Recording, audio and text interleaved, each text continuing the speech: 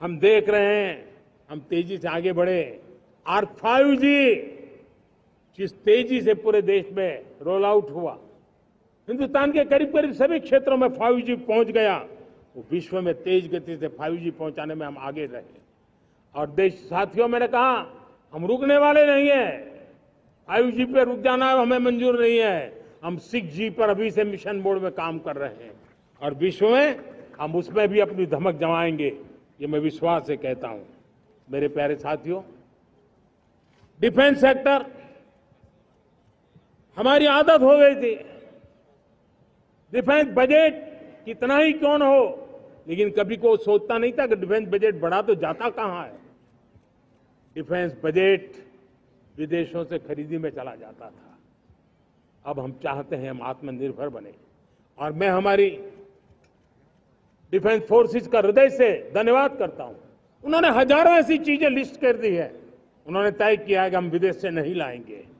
राष्ट्र के लिए जीना क्या कहते हैं, ये हमारे सेना के जवानों ने दिखाया है और उसके कारण डिफेंस के सेक्टर में हम आत्मनिर्भर होते चले जा रहे हैं। आज डिफेंस मैन्युफैक्चरिंग में भारत की पहचान बनी है और मैं आज खुशी से कह सकता हूं कि जो देश कभी डिफेंस की हर छोटी मोटी चीज बाहर से लाता था, आज धीरे धीरे दुनिया के कई देशों में हम जो डिफेंस के इक्विपमेंट मैन्युफैक्चर कर रहे हैं वो हम एक्सपोर्ट करने लगे हैं। दुनिया में डिफेंस हब, मैन्युफैक्चरिंग हब के रूप में हम धीरे धीरे उभर रहे हैं। हम मैन्युफैक्चरिंग क्षेत्र को बढ़ावा देना चाहते हैं क्योंकि रोजगार के लिए सर्वाधिक आवश्यक है। आज PLI स्कीम को बहुत बड़ी सफलता मिली है। FDI रिफॉर्म्स, उसने भी हमें बहुत बड़ी ताकत दी है। MSMEs को बहुत बड़ा बल मिला है। नई व्यवस्थाएं विकसित हुई है और उसके कारण हमारा मैन्युफैक्चरिंग सेक्टर, हम दुनिया का एक मैन्युफैक्चरिंग हब बने। जिस देश के पास इतनी नौजवान शक्ति हो, जिस देश के अंदर ये सामर्थ्य हो, हम मैन्युफैक्चरिंग की दुनिया में भी इंडस्ट्री 4.0 में हम बहुत बड़ी ताकत के साथ आगे जाना चाहते हैं और इसके लिए आवश्यक स्किल डेवलपमेंट, उस पर भी हमने बल दिया है। और स्किल डेवलपमेंट में भी हमने नए मॉडल तय किए हैं। हमने जन भागीदारी को जोड़ा है ताकि तुरंत रिक्वायरमेंट के अनुसार स्किल डेवलपमेंट हम कर सके।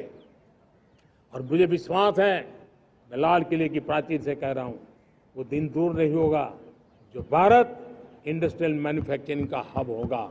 दुनिया उसकी तरफ देखती होगी। आज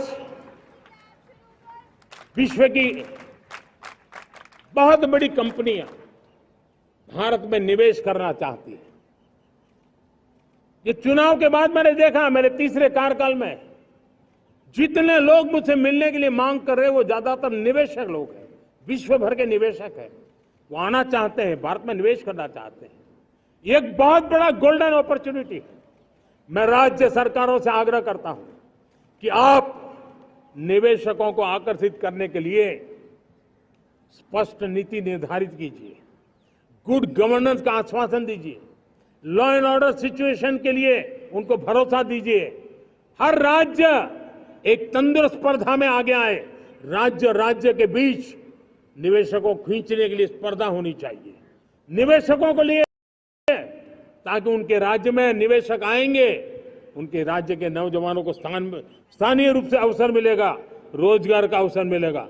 नीतियों में परिवर्तन लाना चाहिए तो ग्लोबल रिक्वायरमेंट के अनुसार नीतियों को राज्यों ने परिवर्तित करना चाहिए।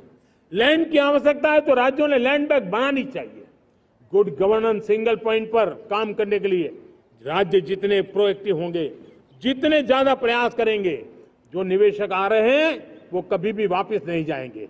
सिर्फ भारत सरकार से काम ये होता नहीं है, राज्य सरकारों की बहुत बड़ी आवश्यकता होती है क्योंकि जो भी प्रोजेक्ट लगने वाला है उस राज्य में लगने वाला है, उसको हर राज्य के साथ रोजमर्रा का काम पड़ता है। और इसलिए मैं राज्यों से आग्रह करूंगा कि जब विश्व पूरा भारत की तरफ आकर्षित हो रहा है, विश्व पूरा भारत में निवेश करने के लिए प्रतिबद्ध हो रहा है, तब ये हमारा दायित्व बनता है कि हमारी पुरानी आदतें छोड़ करके स्पष्ट नीति के साथ हम आगे आए। देखिए, आपको परिणाम अपने राज्य में दिखाई देगा और आपका राज्य भी चमक उठेगा, ये मैं आपको विश्वास देता हूं। साथियों, भारत अपनी बेस्ट क्वालिटी के लिए पहचानी जाए, ये बहुत जरूरी है। अब विश्व के लिए हमें